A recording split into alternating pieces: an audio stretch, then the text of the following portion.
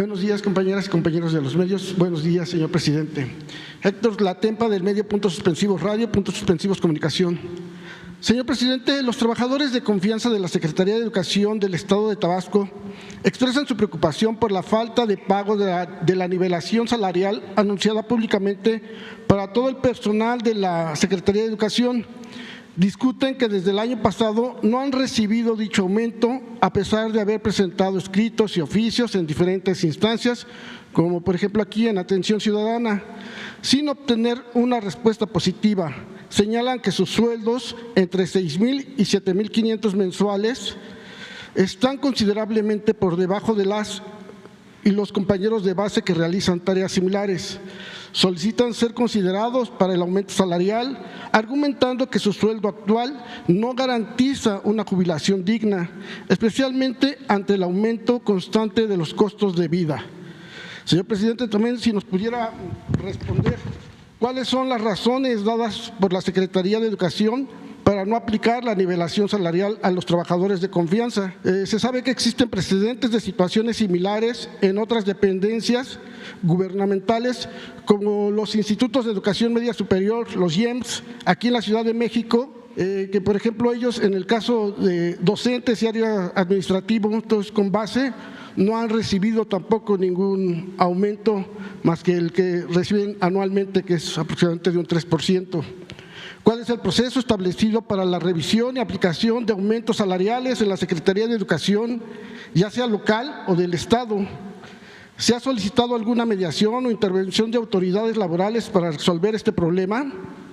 ¿Cuál es la justificación dada por la Secretaría de Educación para el retroactivo del 3% en lugar de la nivelación salarial anunciada? Tenemos también, por ejemplo, el caso de los colegios de bachilleres, que hace poco se aventaron más de un mes y afortunadamente ya pudieron llegar a alguna negociación, pero hay varias instituciones locales y en los estados en donde no han recibido este aumento. Voy a responder, presidente. Gracias. Estamos viendo eso, porque incluso estamos analizando si lo podemos elevar, lo del salario mínimo para maestras y maestros a rango constitucional.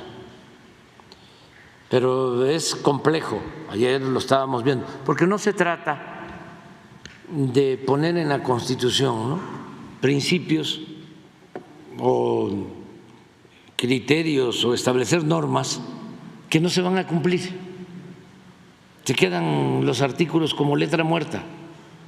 ¿Qué nos dice la Constitución de que el salario tiene que ser justo y alcanzar para satisfacer las necesidades de una familia? ¿Y cuántos años con salarios bajos, incumpliéndose con lo que está en la Constitución? O desde Zedillo se reformó el artículo 4 para garantizar el derecho del pueblo a la salud. Y ahí quedó como un enunciado más. Entonces yo no quiero eso. Cuando se estableció el derecho a la pensión a adultos mayores, se procuró que quedara en un transitorio de la Constitución el que año con año tiene que aumentar la pensión, porque si no es demagogia. Entonces, el caso del incremento al salario de los maestros ya lo estamos cumpliendo. Hemos destinado como 30,000 millones de pesos adicionales para que el salario de maestros federales, de trabajadores de la educación, no sea menor al salario promedio de los que están inscritos en el Seguro Social, que ahora el salario promedio de los 22 millones de trabajadores inscritos al Seguro Social es de un poco más de 16,000 pesos, porque habían maestros que ganaban 8, 10, 12. Entonces dijimos, el mínimo es el promedio de lo que ganan los trabajadores al servicio inscritos en el Seguro Social. Eso fue lo que decidimos y eso estamos cumpliendo. Pero, ¿qué sucede? Primero, que habían trabajadores de la educación, no maestros, que ganaban menos y subieron. Y los maestros que no ganaban 16, sino que ganaban 17 o 18, pues no tuvieron este aumento extraordinario, porque un trabajador de oficina, un administrativo o un administrativo, sí aumentó de 10, de 12 a 16. Entonces, esto generó una inconformidad. ¿Cómo es que yo, maestro, gano casi lo mismo que gana un administrador, un administrativo, un trabajador administrativo de la educación? Esa es una. Y luego están los maestros que cobran por hora. Honorarios. Sí, tienen un nombre especial. Por asignatura. Entonces, si es por asignatura, pues ¿cómo se le garantiza el mínimo? Ese es otro asunto.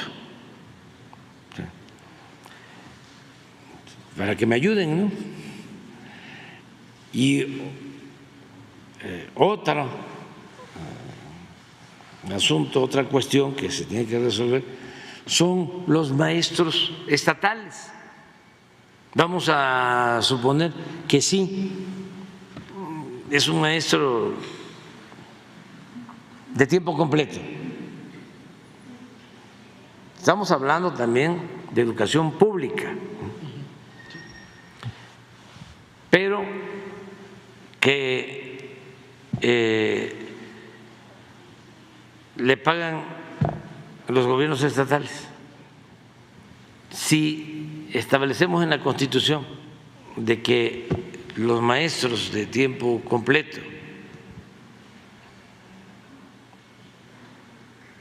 de nivel básico o medio superior o superior, su mínimo va a ser el equivalente a lo que gana un trabajador en promedio. ¿Qué pasa con los estatales? Porque van a decir los gobiernos estatales, ¿y de dónde voy a obtener lo que me va a hacer falta? O sea, estoy viendo eso y quiero hablar con los gobernadores y pedirle que pues que todos ayudemos. Hoy vamos a tener reunión, es otro tema, es salud, es internet y en algunos casos ver con ellos lo de rehabilitación de edificios históricos, templos todavía afectados por los temblores, que ellos están ayudándonos para que antes de concluir nuestro gobierno queden reparadas estas instalaciones, edificios, templos, que no quede nada pendiente del plan de restauración. Y ahí podría tocar de una vez el tema de… Y sí les voy a hablar de este docentes. tema, ¿sí? A ver cómo le hacemos, pero sí… puedes poner lo de la gráfica de los ingresos de los trabajadores, de lo del seguro. Es así como hay un mínimo, ¿no?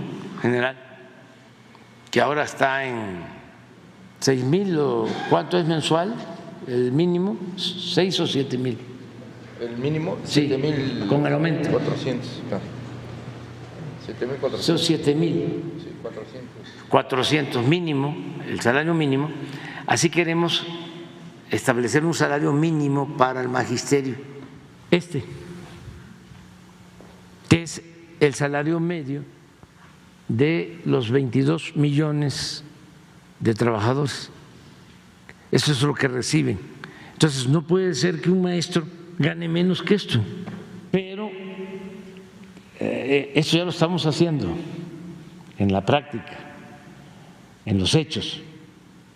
Sin embargo, falta lo de trabajadores administrativos estatales, los maestros de asignatura, para que no es fácil establecerlo como una reforma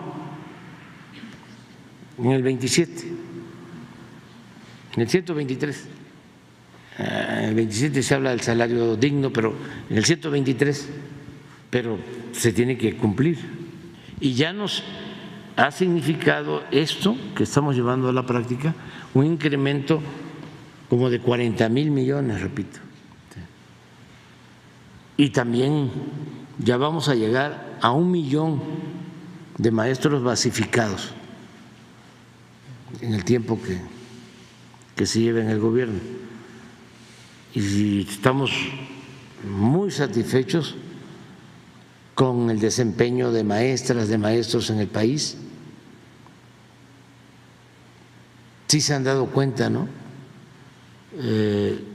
No ha habido paros de labores como antes, pues se defendían maestras, maestros porque querían quitarles derechos, privatizar la educación. El jefe de esa campaña es el mismo jefe del bloque conservador, Claudio X González. Él que llevaba la dirección y era el que acusaba a los maestros de irresponsables, que por culpa de ellos estaba mal la educación en México. Tenía, me acuerdo, este señor Claudio, lo tengo que andar refrescando porque esto quieren ya que se olvide, ¿no? Tenía unos espectaculares en el periférico, entonces medía por segundo. A ver si conseguimos unos de esos. ¿Cuánto tiempo sin clases? Nunca se había ofendido tanto al Magisterio Nacional.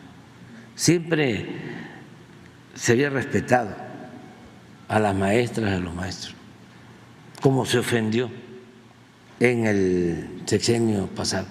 Y todo el propósito era también la privatización, que se pusiera al mercado la educación, como si fuese una mercancía. Él financió también la película de Panzazo, ¿no? Él financió la película, exactamente. Con Lore de Mola, no, sí, finísimas personas, los dos. A ver si por ahí lo encuentras, no ahora, pero sí es importante para no olvidar. Fue de los autores intelectuales de la acusación en contra del maestro Rubén Núñez, que lo acusaron, era un dirigente, ya falleció, lo acusaron de lavado de dinero. Maestro que yo conocí, honesto, recto, humilde.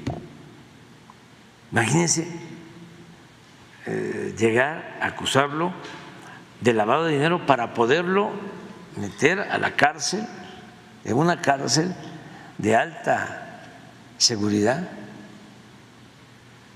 Una campaña autoritaria de destrucción. Por eso ahora no hemos tenido problema con los maestros, pues es tratarlos como se merecen, respetarlos. Siempre nuestra maestra, nuestros maestros, bueno, ¿quién no recuerda a uno, a dos de los maestros de primaria que tuvimos? Yo recuerdo a mi maestra de sexto, Guadalupe Antonio de la Cruz, y es una historia, la maestra Guadalupe, y sus hijas, también maestras, ya tiene tiempo que falleció la maestra. Y otro maestro, Joaquín González, ese, aparte de que era maestro, nos daba cuarto, quinto, a ese fue secundaria, pero esto es el maestro Joaquín había estudiado en la escuela rural de Selchacán, Campeche. Nosotros en Tabasco fuimos educados por maestros tabasqueños, pero también llegaban muchos maestros de Yucatán y de Campeche. Y esa escuela rural, Selchacán, como la del Meche, como todas esas escuelas muy famosas, importantes. Pero este maestro, aparte de que era buen maestro, jugaba béisbol, imagínense. ¿Cómo lo voy a olvidar? Pero así, todos recordamos. Pero de repente llegan estos tecnócratas irresponsables, fresas, fifís, a querer hacer a un lado, a desaparecer la educación pública.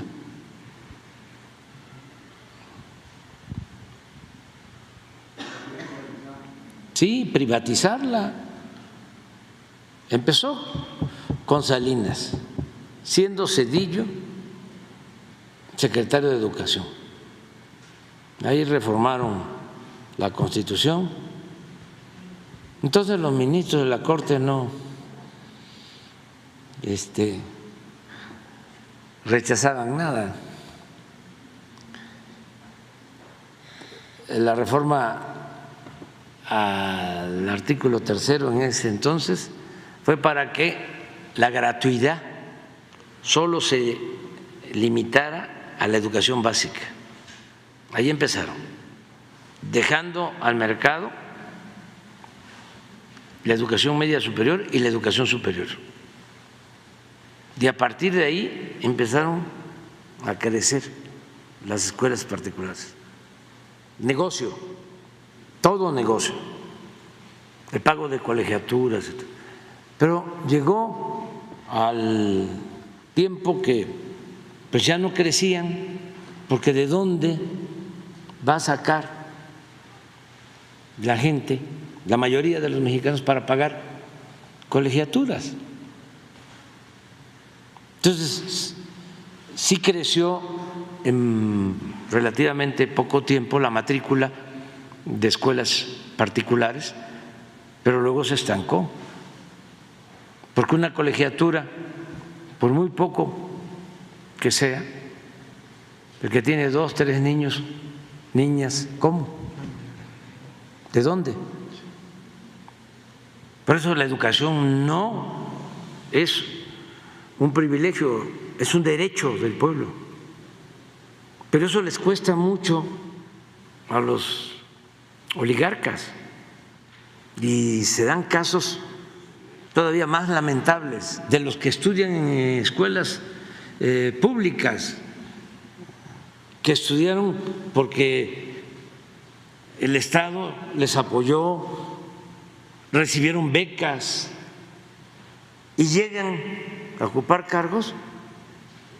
En el caso de Chong, para ponerle No, hombre, que desaparece el MESHE y él estudiaba en una escuela pública y viene de abajo y se vuelven ladinos, se olvidan de sus orígenes y eso le llaman espíritu de superación, emprendedores. Pues sí, todo el mundo quiere superarse y tiene que haber movilidad social, y el hijo del campesino, el del obrero, del maestro, debe ascender en escala social con el trabajo, con el estudio, pero eso era precisamente lo que estaban queriendo desaparecer, al grado que para poder progresar, para poder salir adelante, había que abandonar el país. Eso fue en mucho tiempo el periodo neoliberal o neoporfirista.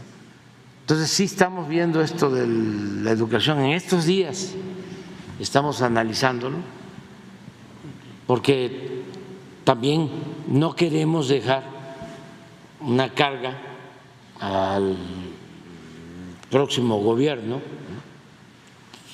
que no tengan márgenes y tengan que recurrir a deuda o aumentar impuestos para financiar el gasto. No, sí hay cosas que son fundamentales, por ejemplo, esto de las pensiones, eso sí, este es un compromiso